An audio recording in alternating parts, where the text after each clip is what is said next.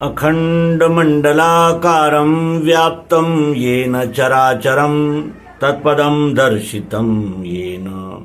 तस्मै श्रीगुरुवे नमः। अज्ञानान्धस्य लोकस्य ज्ञानाञ्जनशलाकया चक्षुरुन्मीलितं येन तस्मै श्रीगुरुवे नमः। अध्यात्म विश्व विज्ञान यूट्यूब चैनल पर उपस्थित अपने प्रिय मित्र, आचार्य, गुरुजन आदि सभी का हार्दिक स्वागत समादर करते हैं। मित्रों, अध्यात्म विज्ञान शाला पत्रिका का शुभारंभ केंद्रीय अध्यात्म विज्ञान शाला ओंकारेश्वर मानधाता जिला खंडवा मध्य प्रदेश से अविरत जारी है और ये परंपरा हमें अध्यात्म विज्ञान के कार्यकलाप, केंद्रीय अध्यात्म विज्ञान शाला के कार्यकलाप और हमें अध्यात्म विज्ञान को प्राप्त करने की दिशा में और निधिध्यास मनन की दिशा में प्रोत्साहित और प्रेरित करने के लिए वर्षों से ये अध्यात्म विज्ञान शाला की पत्रिका सतत प्रकाशित हो रही है और ये ऐसा दीप स्तंभ है जिससे हम अध्यात्म विज्ञानी अभ्यासकों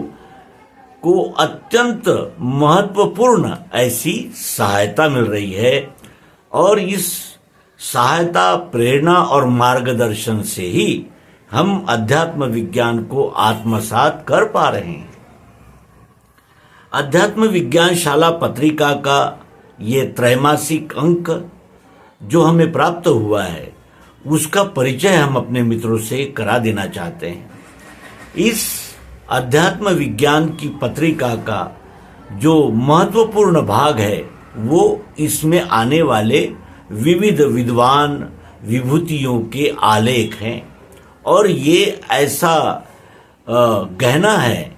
जो इस अध्यात्म विज्ञान शाला पत्रिका के महत्व को द्विगुणित, त्रिगुणित, शतगुणित करता है। आइए इस अंक का हम परिचय प्राप्त करें। ये वर्ष 25 और महाशिवरात्रि का अंक है। ये महाशिवरात्रि विशेषांक है और इस अंक में भगवान श्री मायानंद जी चैतन्य, इनके जो दिव्य चक्षु सर्वांग योग है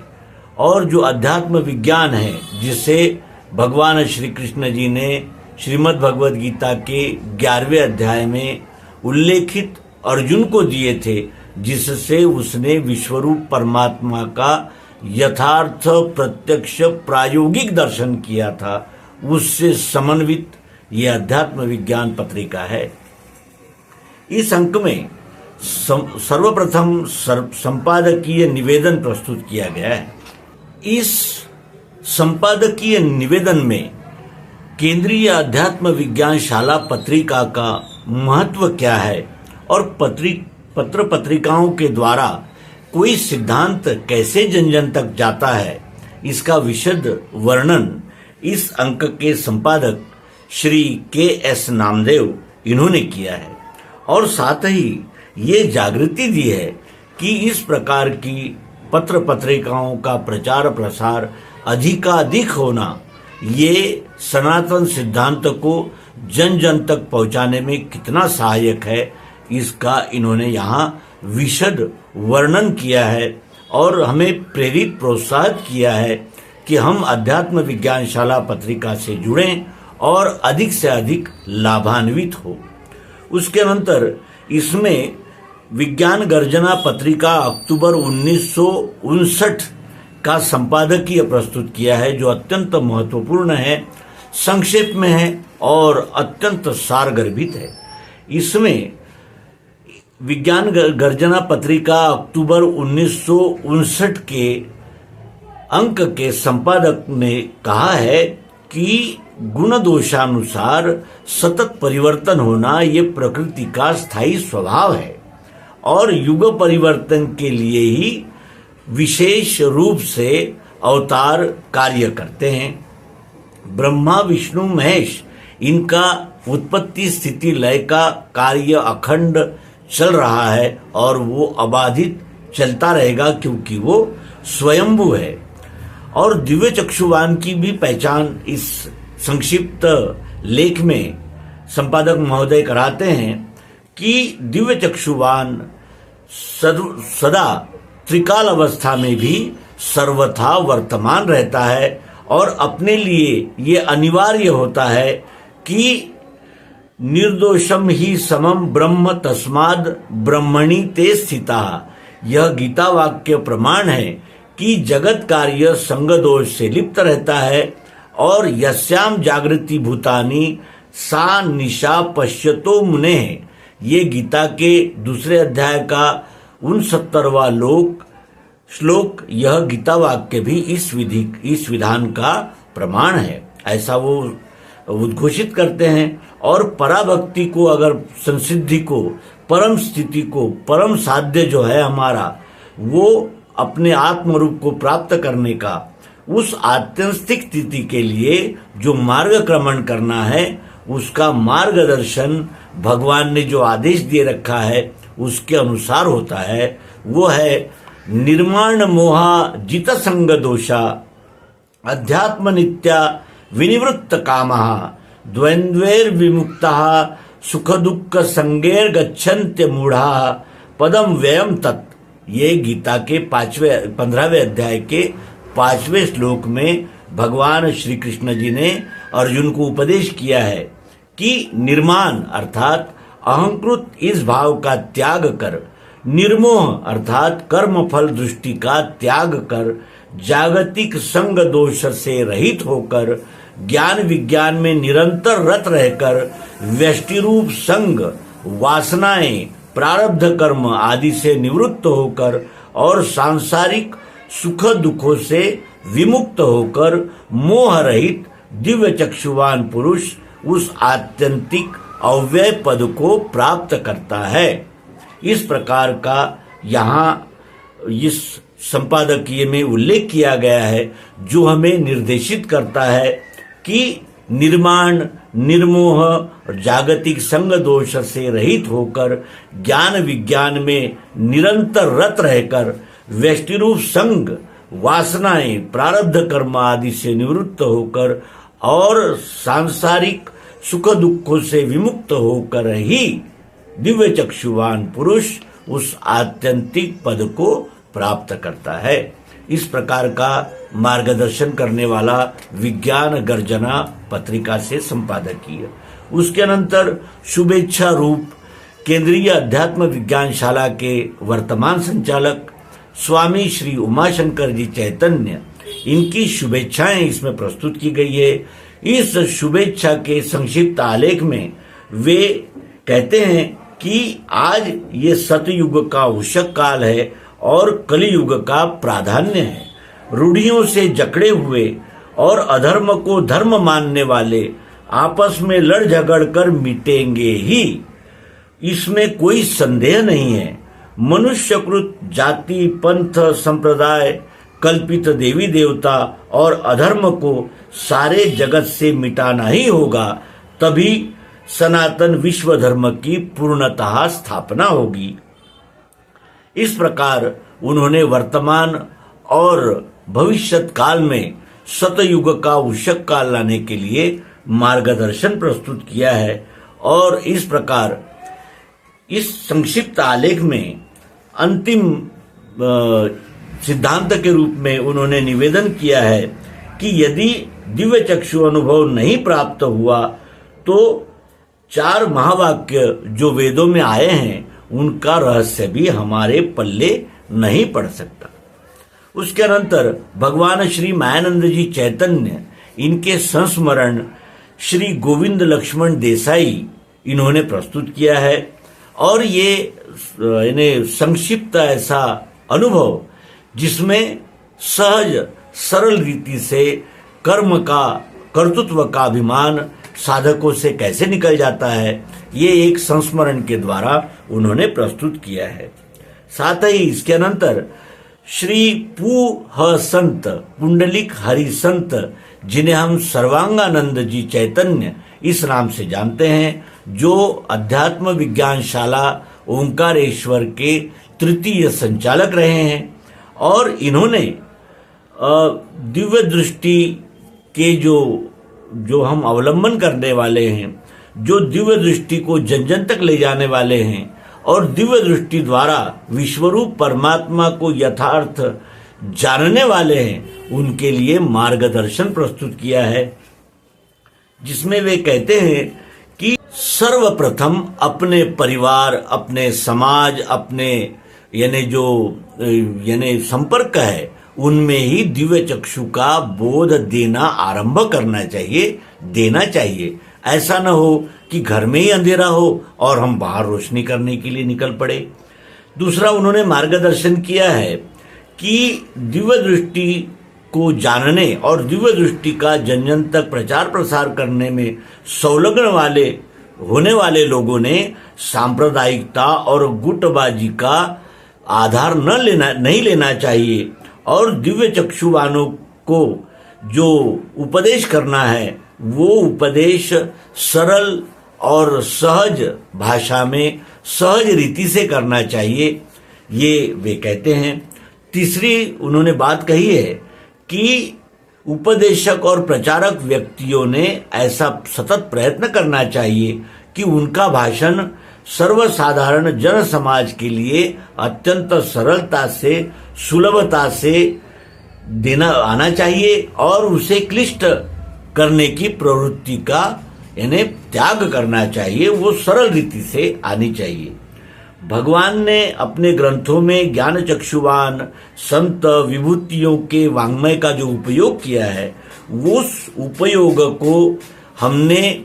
भी अपने उपदेश में शामिल करना चाहिए, जिससे अनुभव युक्त शब्दों की विशेषता सर्वसामान्य जन समूह को प्रतीत हो और वे भी दिव्य चक्षु के द्वारा विश्वरूप परमात्मा का यथार्थ दर्शन सरलता पूर्वक कर सके। इसके अनंतर सिद्धाचार्य डॉक्टर जीवनानंद जी चैतन्य, जो अध्यात्म विज्ञान शाला के 5वें संचालक रहे हैं, उनका एक लेख त्रेतायुग श्रुति काल की ब्रह्मदेव द्वारा समाज व्यवस्था इस शीर्षक से प्रस्तुत किया है। इस लेख में ऋषि, मुनि, देवर्षि, महर्षि, ब्रह्मर्षि, संत, विभूति और अवतार, इनका यथार्थ परिचय अत्यंत सरल शब्दों में प्रस्तुत किया है। और ये जो हम यानी आज के समाज में, वर्तमान समाज में जो हम देखते हैं कि श्रेणियां बनी होती है, वही श्रेणियां अध्यात्म विज्ञान के रूप में त्रेता युग में किस प्रकार उपस्थित थी। ऋषि किसे कहते हैं, मनन को मुनि कौन होता है, और फिर महर्षि, देवर्षि और ये ब्रह्मर्षि, ये किस प्रकार की श्रेणियां होती है और इन श्रेणियों का समाज में किस प्रकार स्थान है, इसका अत्यंत सरलतापूर्वक, हृदयंगम रीति से, मार्मिक पद्धति से उन्होंने वर्णन किया है, जो हमने अवश्य ही अवलोकन करना चाहिए। उसके अनंतर बरेला, जबलपुर, मध्य प्रदेश के अध्यात्म विज्ञान उपदेशक श्री शिव प्रसाद अग्रवाल, इनका लेख आया है परित्राणाय साधूनाम। यदा यदा हि धर्मस्य ग्लानिर्भवति भारत अभ्युत्थानमधर्मस्य तदात्मानं सृजाम्यहम्। तो परित्राणाय साधूनाम विनाशाय च दुष्कृताम। तो साधु जनों के परित्राण के लिए किस प्रकार क्रमबद्ध रीति से अधर्म का नाश करते हुए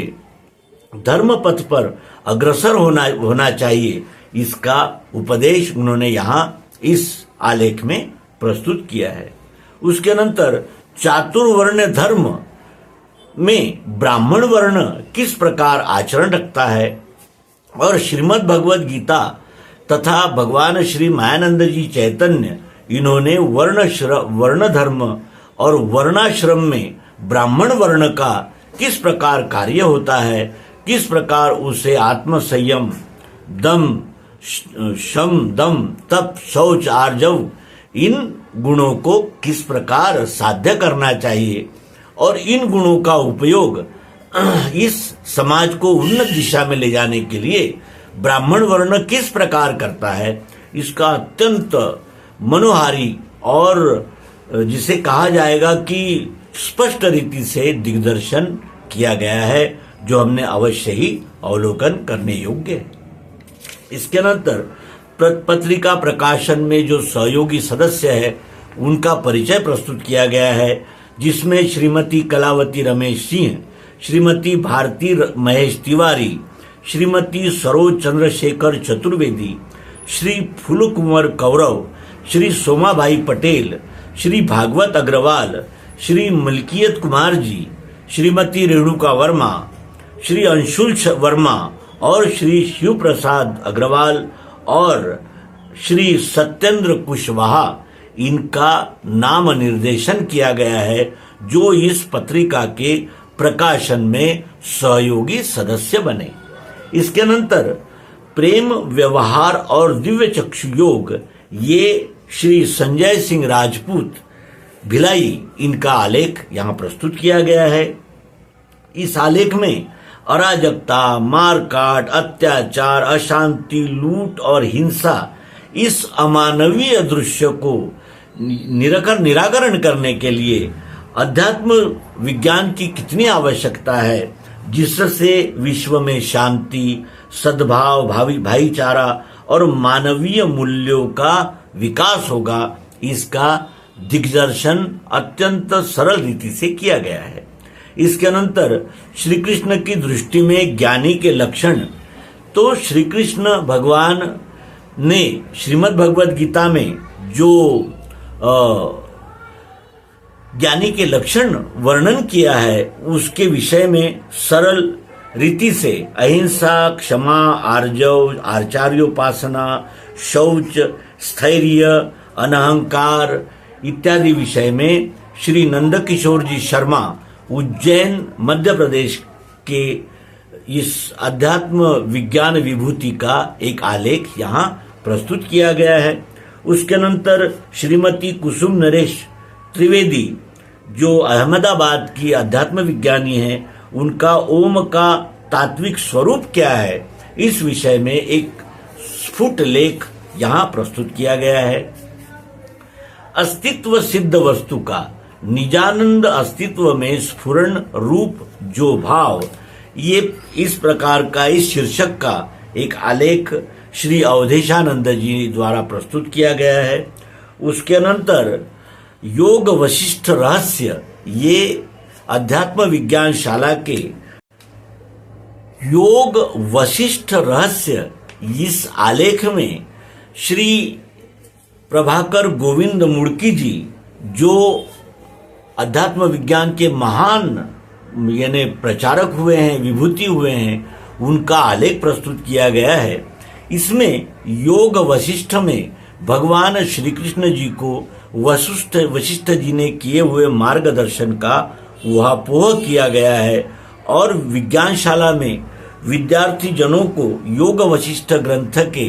जो मूल संदेश है, उपदेश है, उनका किस प्रकार मार्गदर्शन किया जा सकता है और योग वशिष्ठ में भगवान श्री राम को किए हुए मार्गदर्शन का उत्तम ऐसा विवेचन इस लेख में आचार्य प्रभाकर गोविंद मुड़की जी नागपुर, इन्होंने किया है। यह हमें अत्यंत